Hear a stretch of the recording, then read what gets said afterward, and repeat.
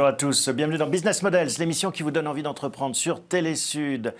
Pour entreprendre, il faut de l'audace et aussi savoir monter à cheval. Vous allez comprendre pourquoi.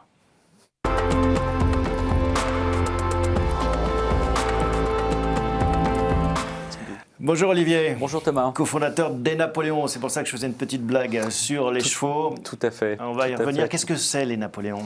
Les Napoléons, c'est un réseau social dédié aux acteurs de l'innovation. Voilà. Bon, on va raconter cette belle aventure. Mais on commence toujours par une petite séquence actualité. L'actualité, elle porte un nom, Omicron. Tout à fait. L'omniprésence d'Omicron, évidemment, c'est le sujet. Ça aurait été très difficile de ne pas en parler aujourd'hui. Moi, ce qui me surprend, c'est donc on a pris connaissance de ce nouveau variant jeudi dernier, je crois. Moi, je lisais, j'étais dans le train et j'ai lu une dépêche sur Libération. Et moi, ce qui m'a vraiment surpris, c'est la fébrilité que ça a pu créer en l'espace de moins d'une semaine et la vitrification que ça a fait un petit peu dans toutes les activités, l'économie, l'événementiel. Enfin, voilà, ça, vous le sentez quand vous appelez vos clients, vos prospects, on a déjà été effectivement questionné sur le maintien de notre session à venir. Et puis, on a vu en cascade beaucoup d'événements qui ont été annulés là, dans les 10 jours qui viennent. Donc, alors qu'au jour où on enregistre cette émission, on ne sait pas encore si c'est un vrai problème à nouveau, un nouveau virus qui résisterait au vaccin. Oui. S'il est dangereux, pas dangereux. C'est là où je parlais de fébrilité, c'est qu'effectivement, il s'est d'ailleurs passé un peu la même chose avec le Delta. Quand Delta est arrivé, il y a eu effectivement aussi cette sensation et ce début de panique. Et puis très rapidement, on a vu que la réponse sanitaire allait être robuste. Et là, on est un peu dans la même logique, même s'il semble que de par ces multiples mutations, semble plus dangereux. Mais très, très sincèrement, on n'en sait absolument rien à aujourd'hui. Voilà. Quand on est organisateur d'événements, quand son business model dépend de ceci, que le prochain événement est en janvier, pour vous, c'est combien de personnes en général que vous réunissez ? C'est entre 400 et 500 personnes. Voilà. Bon, j'imagine que c'est compliqué cette période. Oui, alors d'abord je crois que c'est compliqué pour tout le monde, très sincèrement, pour l'ensemble des professionnels. Enfin, c'est un moment qui est compliqué. Maintenant, c'est vrai qu'on a un peu d'expérience, donc on est un peu éprouvé. Il y a une forme de résilience et puis surtout on a des réflexes qu'on n'avait peut-être pas avant, qui nous permettent de sécuriser la manifestation. On a quand même une réponse sanitaire qui est robuste aujourd'hui, donc voilà, on va voir si elle est viable sur ce nouveau variant. Et puis l'enjeu après pour nous, c'est effectivement de préserver nos acquis, peut-être de temporiser aussi, et puis de se préparer. Voilà. Vous avez envisagé la mutation digitale 100%, les événements 100% digitaux ? Alors, on a pensé à cette solution. Nous, on n'est pas fan de cette solution parce qu'on privilégie les rencontres, l'échange. C'est d'ailleurs une des raisons pour lesquelles nos manifestations ne se tiennent pas à Paris, mais en dehors de Paris, à Arles ou au Val d'Isère, pendant 4 jours, parce que l'écoute et l'attention sont complètement différentes, en fait. Voilà. Ouais. Donc, la solution entièrement digitale, c'est pas quelque chose sur lequel on n'est pas fan. Bon, même si les métaverses nous promettent monts et merveilles, rencontre humaine... Je suis très dubitatif sur le métaverse. Il y a eu des tentatives, voilà. Plus ou moins réussies. Voilà. Alors, on reste dans l'actualité. Il y a une autre actualité qui retient votre attention, c'est le départ de Jacques Dorsey de Twitter, un réseau social bien connu. Oui, tout à fait. Non, ce qui m'a surpris, c'est qu'il y a une espèce de parallèle avec ce qui était arrivé à Steve Jobs. Jacques Dorsey avait déjà été débarqué, je crois, en 2006. Il a été rappelé et là, il est de nouveau débarqué. Donc, voilà, j'avais 203. C'est le sort des grands patrons. Voilà, c'est ça. Il y a une espèce manifestement de manque de pérennité dans l'exercice de leurs fonctions. Donc voilà, on va voir. On attend de voir maintenant s'il va être rappelé à nouveau pour essayer là encore de rebooster Twitter. Je crois qu'il part pour développer des activités. Il a l'intention de développer des activités de crypto-monnaie puisque c'est aussi le patron de Square. Oui, c'est ça aussi la difficulté d'avoir plusieurs entreprises. Plusieurs casquettes. Voilà. Quand on est entrepreneur, on sait que c'est déjà dur de mener sa barque sur une activité. Et là, on se demande comment ils font. Jacques Dorsey a des moyens que nous n'avons pas, donc je ne me comparerai pas, je n'aurais pas la prétention de me comparer à Jacques Dorsey. Mais... Autre actualité qui retient votre attention ces dernières semaines. C'est le mouvement de Jaguar. Moi, j'ai lu ça hier, qui donc va mettre en jachère toute sa production de nouveaux modèles pour se préparer au shift électrique. Et c'est une jachère qui va durer 3 ans. Donc 3 ans, c'est quand même très long pour un constructeur. Donc on arrête toutes les productions pendant 3 ans et on reviendra dans 3 ans. Tout nouveau modèle, c'est-à-dire qu'aucune nouvelle Jaguar pendant les 3 ans à venir. Et c'est assez frappant parce que 3 ans, c'est très très long dans le domaine de l'automobile. Aujourd'hui, les constructeurs sortent des nouveaux modèles quasiment tous les 6 mois. Et là, pendant 3 ans, la marque va s'arrêter de produire des nouveaux modèles pour se préparer à l'électrique. Et on voit bien quand même que c'est conforme à ce qui se passe chez les autres constructeurs, mais il y a une mutation très très forte là. Oui, on a l'impression que là, on vit un tournant important, que tout le monde a pris conscience que finalement l'avenir, ce serait l'électrique et qu'il n'y a plus à hésiter. C'est l'instant Kodak, on pourrait dire. Hein, tout à fait, c'est exactement ça. On passe à l'électrique ou on meurt. Ou le moment vinyle aussi, puisque l'industrie de la musique a subi un peu la même chose. Même si le vinyle revient alors. Pardon, oui, alors, mais bon, c'est quand même, honnêtement, c'est quand même de la niche. Hein. Voilà, on n'est pas sur un phénomène de masse. Il y a une forme de snobisme à revenir au vinyle, mais c'est vrai, voilà, la musique a été disruptée de la même manière, et puis les médias. Et maintenant, effectivement, le prochain sujet, c'est la mobilité, et notamment l'automobile. Bon, ça donne aussi de l'espoir, ça prouve que l'humanité est capable d'innover, c'est votre fonds de commerce, hein, et de bouger vite. Il faut croire en l'homme. Voilà. Et quand je dis en l'homme, évidemment, je parle de la femme aussi, il n'y a pas de sujet. Mais voilà. Allez, on va raconter maintenant cette aventure des Napoléons.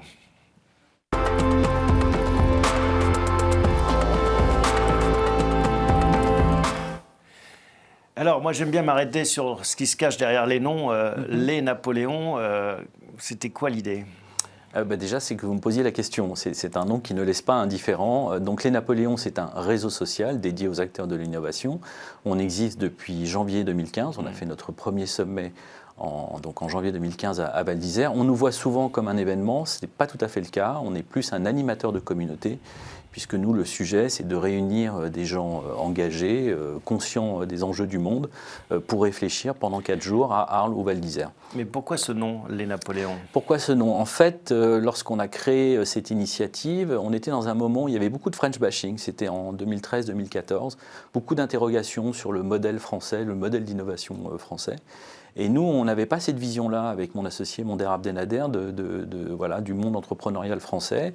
Et on a voulu créer un endroit où ceux qui voient plutôt le verre à moitié plein puissent se réunir et réfléchir à l'avenir. Et donc voilà, on a monté ça donc en 2015. La volonté aussi, lorsqu'on a réfléchi à cette appellation, on a essayé de chercher une figure qui représente la France dans le monde entier, et évidemment avec une dimension très audacieuse. Et assez vite, Napoléon s'est imposé à nous. Voilà. C'est intéressant parce que ça veut dire qu'il faut remonter assez loin pour avoir des personnages universel, audacieux en France. C'est vrai. Des Steve Jobs, on les cherche un peu plus. C'est vrai. Voilà, en tout cas, il y a moins de figures qui soient connues dans le monde entier. Ce qui est fascinant avec Napoléon, c'est qu'en Asie et aux États-Unis, c'est vraiment, d'abord, le personnage est beaucoup moins décrié qu'en France. Et surtout, c'est vraiment la vision d'une France qui est très, très, très audacieuse. Voilà, l'association du nom fonctionne très bien. Et alors, les Napoléons, parce qu'il était unique. Alors, il y a eu Napoléon III aussi, qui était une période d'ailleurs très intéressante d'un point de vue historique, de prospérité. Souvent, on caricature Napoléon le Petit, mais qui a fait beaucoup de choses finalement pour le pays aussi. Et qui sont encore fonctionnels aujourd'hui. Donc, non, mais nous, effectivement, il y avait cette idée du S parce que c'est une communauté et c'était important pour nous d'avoir. On retrouve un peu le langage et le vocabulaire militaire, c'est l'esprit de corps. Voilà, c'était important pour nous. Comment est-ce que c'est né cette aventure ? Vous l'avez raconté, donc en réaction au French bashing, vous vouliez montrer ce que la France avait d'innovant, qui regarde vers l'avenir et qui soit dynamique. Mais comment est-ce que on décide entre cette idée et puis le passage à l'acte, comment ça s'est créé ? Moi, j'étais un suppôt de Satan puisque je travaillais dans une grande agence de communication, j'étais publicitaire. En 2013, je me posais quelques questions sur mon métier parce que c'est un métier qui a beaucoup changé aussi. J'avais fait ça pendant 20 ans et j'y ai pris énormément de plaisir, donc jamais je ne renierai ce que j'ai fait, mais j'avais envie peut-être de passer à autre chose. Et puis j'avais aussi quelque chose qui me taraudait, c'était évidemment l'entrepreneuriat. J'avais peut-être envie de prendre un peu mon destin en main, ce qui n'est pas possible dans le milieu de la communication en France, contrairement au modèle américain ou anglais où souvent il y a une dimension entrepreneuriale qui est beaucoup plus forte. Donc moi j'avais envie de faire ce shift et j'étais aussi extrêmement surpris du manque de collaboration qu'il y avait entre les marques et d'autres initiatives du monde culturel, des artistes, des designers. Voilà. Alors, et la volonté des Napoléons, c'était vraiment de créer ce type de collaboration. Alors l'envie est là, vous êtes prêt à franchir le pont d'Arcole. Comment on fait ? C'est quoi les premiers pas ? C'est d'abord on s'associe bien et j'ai la chance de travailler avec un garçon qui a monté cette initiative avec moi qui s'appelle Monder Abdelnader. Donc ça, c'est la chose peut-être la plus importante, trouver la bonne personne. Parce que moi, je ne voulais pas faire ça tout seul. C'est compliqué. Et Monder venait de quel univers, lui? Alors lui, on s'est rencontrés, pour la petite histoire, on s'était rencontrés chez RSCG, donc avant Havas. Donc dans la pub aussi. Voilà, au tout début de nos carrières. Lui, après, est parti à mener justement une carrière beaucoup plus entrepreneuriale. Moi, j'étais un peu un fonctionnaire de la publicité. Je suis resté très longtemps chez Havas. Et du coup, on s'est retrouvés pour monter cette initiative. On ne s'était jamais perdu de vue et on s'est retrouvés pour monter cette initiative. Et alors, ça commence par quoi très concrètement? Parce que les gens qui nous regardent se disent « Tiens, moi aussi, j'ai envie de faire des choses, mais il faut commencer par quoi? Avoir des bureaux, avoir de l'argent, avoir des équipes ?» Il y a tout ça, mais je crois que surtout, il faut d'abord formaliser son projet. Parce que c'est très difficile d'aller voir quelqu'un sans avoir quand même un minimum de quelque chose à lui présenter, en tout cas lui montrer un peu le chemin vers lequel on veut aller. Donc ça, on travaille le soir, après le boulot, le week-end? On travaille le soir, on est hébergé par un copain qui nous prête des bureaux, on achète une imprimante, on n'a personne qui nous met de l'encre dedans. Donc là, vous étiez déjà parti en fait. Moi j'étais parti parce que c'est très compliqué. Alors ça par contre c'est vrai, c'est difficile de mener lorsque vous avez... Bon, moi j'avais la chance d'avoir un poste quand même à responsabilité, j'avais 80 personnes qui travaillent avec moi, donc c'est absolument impossible de faire ça. Tout le monde n'est pas Jacques Dorsey et c'est pas injurieux. Oui, loin de là, mais voilà, donc c'était compliqué, donc moi j'ai préféré partir.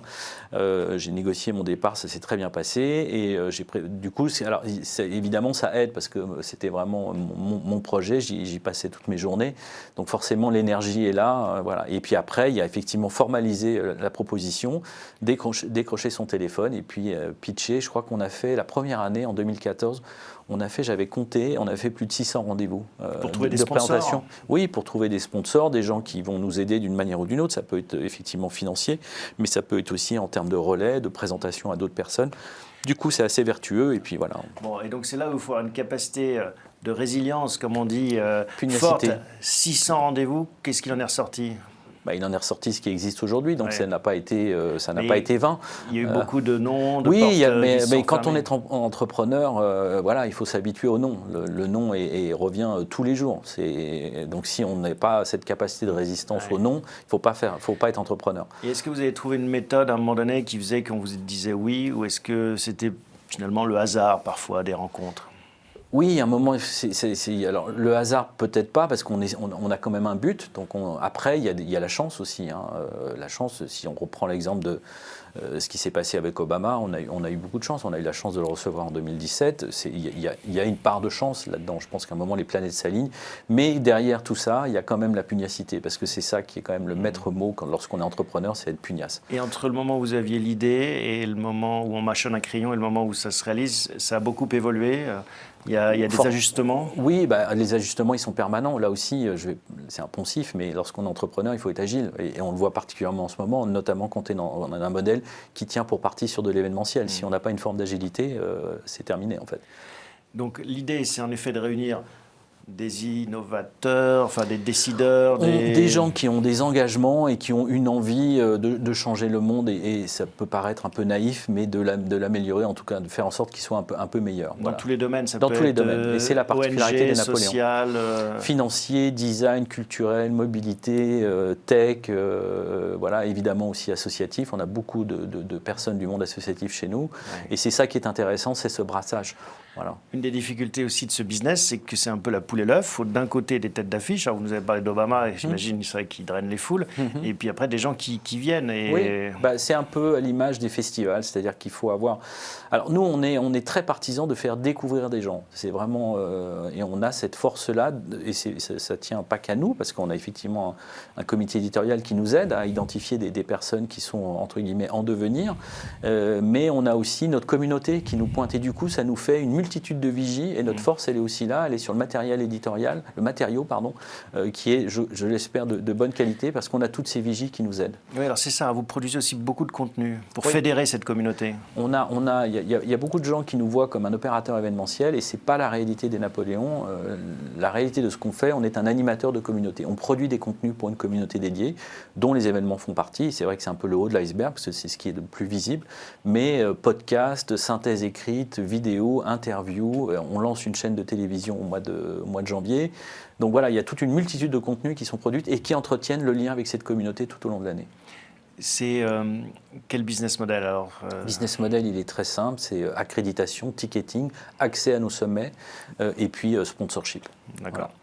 Et comment vous voyez le développement de cette entreprise? Est-ce que l'idée, c'est de le cloner dans d'autres régions du monde? Est-ce que l'idée, c'est de diversifier l'offre? Enfin, j'imagine qu'on fourmille d'idées quand on est à votre place. Oui, on a en plus la chance de faire énormément de rencontres, donc on a souvent des opportunités qui se présentent à nous. On a beaucoup de projets pour 2022. On en avait en 2020, mais on a tout mis, voilà, ça a été mis un peu sous cloche, on va dire. Mais non, on a beaucoup de projets. Il y a d'abord c'est plus un projet d'ailleurs, il y a un chantier, c'est le cas de le dire, très important pour nous en 2022, qui est l'acquisition d'une Villa Médicis de l'innovation, d'un bâtiment à Arles, qui va nous permettre de prolonger l'expérience qu'on propose durant nos sommets, dans des formats évidemment plus restreints.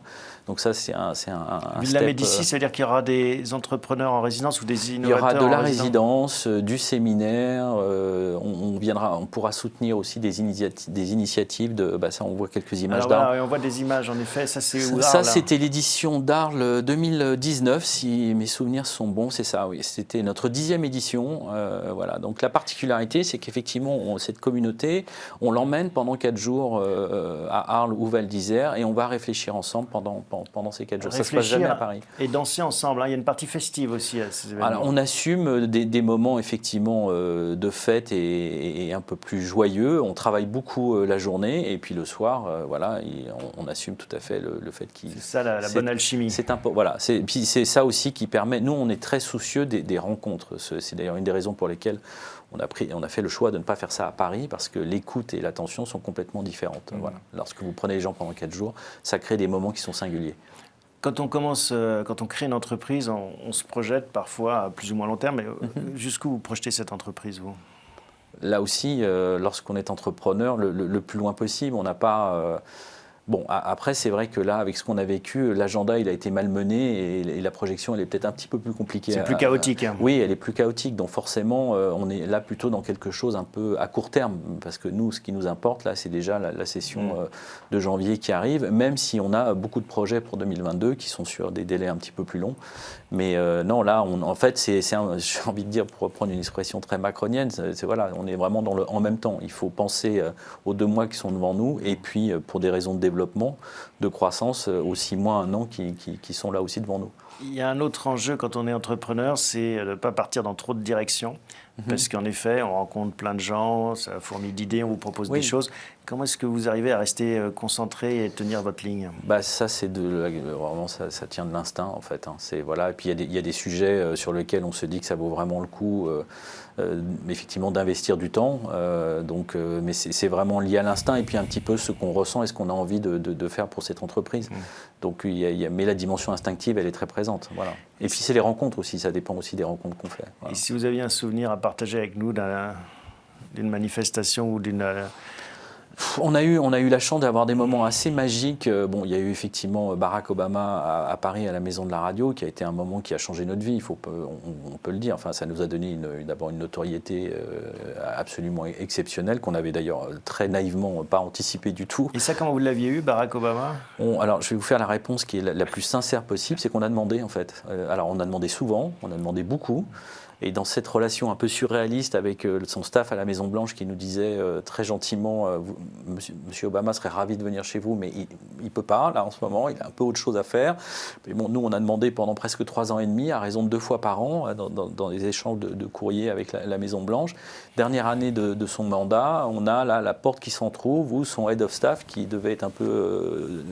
surpris de nos demandes répétées, parce qu'on était quand même tout petits, nous a pointé son agent à New York. Et là, on est rentré dans une négociation qui a été, enfin pas une négociation, mais une demande qui a été déjà plus formelle, très longue. Parce qu'il faut payer. Ouais. Alors, il y a un modèle économique derrière la venue de Barack Obama. Mais en fait, d'abord, j'en ai pas les tenants et les aboutissants, mais il y a je crois qu'une partie qui va vers sa fondation. Et puis après, on paye aussi le staff, parce que comme il est venu dans un événement privé, il est toujours protégé par les secrets de service. Et lorsqu'il se déplace pour des événements privés, il faut, pour que le contribuable américain n'ait pas à payer ses déplacements privés, donc on rémunère le prix de sa sécurité. Et sa sécurité, je peux vous le dire, pour avoir fait quelques chefs d'État, est importante. Ouais. Voilà. Et on imagine, Et en tout cas, c'est un investissement rentable. Alors d'abord, oui, très sincèrement, oui. En fait, il n'y a aucun sujet au regard de la somme qu'on a versée et de ce que ça a pu provoquer et du moment qu'on a eu. La réalité, c'est que voilà, il n'y a pas de sujet en fait. Voilà. Allez, dernière séquence de cette émission. On va voir ce qui vous anime au quotidien, Olivier, dans cette Avec grand aventure. plaisir.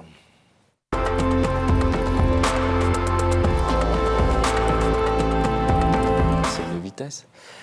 Alors, on l'a vu, hein, vous étiez dans un grand groupe, des belles responsabilités, une belle carrière. D'un coup, vous dites « je me jette à l'eau ». Qu'est-ce que vous retenez de ces 5-6 ans qui se sont écoulés en tant qu'entrepreneur? Est-ce qu'il y a une leçon que... La liberté, je crois que c'est ce qui me frappe lorsqu'on est entrepreneur. Alors évidemment, il y a un prix à cette liberté, mais c'est extrêmement agréable effectivement d'être libre. Alors elle évidemment, elle évolue parce que particulièrement en ce moment, elle est mise un peu à mal par le stress qu'on peut avoir sur la conduite de son entreprise. Mais non, la liberté, c'est vraiment... Et souvent, l'entrepreneur a du mal à retourner dans une entreprise plus traditionnelle où il n'est plus le responsable en chef. Est-ce que vous projetez dans un monde comme ça? Vous dites ça serait possible ou ce serait vraiment impossible maintenant qu'on a goûté à cette liberté? Je crois peut-être que l'entreprise aussi, elle a changé aujourd'hui. On le voit bien dans les modalités de présence au travail. Il y a peut-être qu'aujourd'hui, les patrons, entre guillemets, ou ceux qui sont à la tête des entreprises ont compris que les modalités, la relation avec les salariés avaient changé. Peut-être qu'il y a un rapport de confiance qui est plus présent dans cette histoire du télétravail. Si vous prenez il y a 3 ans, on aurait dit aux gens, vous allez travailler chez vous, tous les patrons auraient dit mais enfin c'est pas possible. Mais c'est ce qu'ils disaient d'ailleurs. Oui, enfin, ils étaient effectivement dans cette logique. Je crois qu'aujourd'hui, et c'est plutôt une bonne chose, ça a changé. Il y a une forme de confiance qui s'est installée, il y a plus de responsabilités des deux côtés peut-être.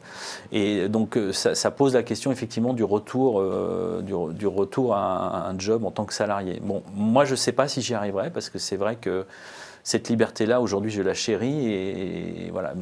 Après, c'est des questions de modalité et de rapport de confiance aussi avec la personne qui vous emploie. Alors, on appelle l'émission Business Models parce qu'on parle du modèle d'affaires, mais on parle aussi des rôles modèles, des gens qui peuvent inspirer les entrepreneurs. Est-ce qu'il y a des personnes, des figures connues ou pas d'ailleurs, qui vous ont inspiré dans votre parcours? C'est très, très difficile de faire une liste. Non, mais pas une liste, mais peut-être un ou deux qui vous viennent à l'esprit. Non, moi évidemment, il y a un parcours, même si je ne partage pas toutes ces idées, mais et là aussi c'est un peu impensif, mais il y a un garçon comme Elon Musk qui a juste un parcours absolument incroyable. Avoir réussi à disrupter le modèle de la NASA, qui est quand même l'institution la plus puissante du monde dans le monde aéronautique et de l'espace, et d'arriver et de dire moi je vais challenger ce que vous faites depuis un peu plus de 60 ans, c'est quand même assez incroyable, et avec une réussite absolument sidérante. Il y a évidemment aussi Apple. Voilà. Bon, après, il y a plein d'entrepreneurs français qui sont... Bon, la force de ces boîtes, c'est effectivement la dimension absolument internationale, mondiale. C'est Elon Musk, ça serait un invité que vous aimeriez avoir? C'est évidemment un invité qu'on aimerait avoir. Vous discutez avec son équipe? Alors, c'est une des particularités d'Elon Musk, et ça, vous posez une question qui est intéressante. Il y a absolument zéro grippe sur Elon Musk. Il n'y a pas de chef de cabinet identifié, de directeur de cabinet identifié. C'est en direct, via Twitter. Ah non, mais c'est assez sidérant. C'est-à-dire qu'on a maintenant un peu d'expérience, on sait comment approcher justement ces grands capitaines d'industrie. Et sur Elon Musk, il n'y a rien. Il n'y a même pas d'adresse. Vous ne trouvez absolument rien. C'est stupéfiant. Il est dans une forme de bulle archi-protégée. Alors, il y a énormément de gens qui vous disent « je connais Bidule, qu'il connaît ». Voilà. La réalité, c'est que quand on veut avoir un grip avec Elon Musk, il n'y a absolument rien. Donc, c'est une des personnes les plus dures à avoir. Hein. Il est extrêmement difficile à voir. Et d'ailleurs, ça se voit. Il est quasiment dans aucun événement. Vous ne le voyez jamais. Il parle très, très peu, à part sur Twitter.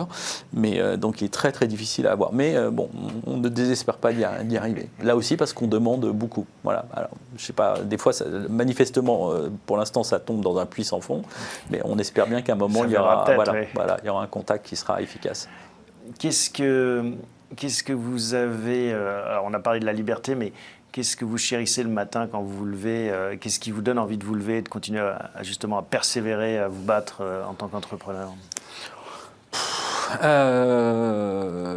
C'était Kennedy qui disait quel est le plus beau jour de votre vie et qui disait demain. C'est un peu ça. Voilà, c'est un peu cette course permanente après des nouveaux défis. C'est une course permanente et en même temps c'est ça qui est très chouette. Et puis on a quand même de temps en temps la concrétisation justement des efforts qu'on fait. Ça se voit à la fois dans les sommets, c'est très gratifiant de voir les gens qui, à l'issue de ces 4 jours, disent merci, on a passé un moment formidable, on a appris des choses, on a rencontré des gens, et ça, c'est quelque chose d'extrêmement gratifiant pour nous.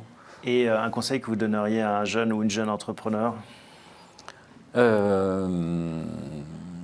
La pugnacité. Enfin voilà, si tu décides de te lancer dans une aventure entrepreneuriale, il faut être prêt à prendre des coups et il faut être extrêmement pugnace. Si tu crois en ton projet, eh ben voilà, fais-le, mais ne t'attends pas à ce qu'on te dise oui tout de suite. Voilà.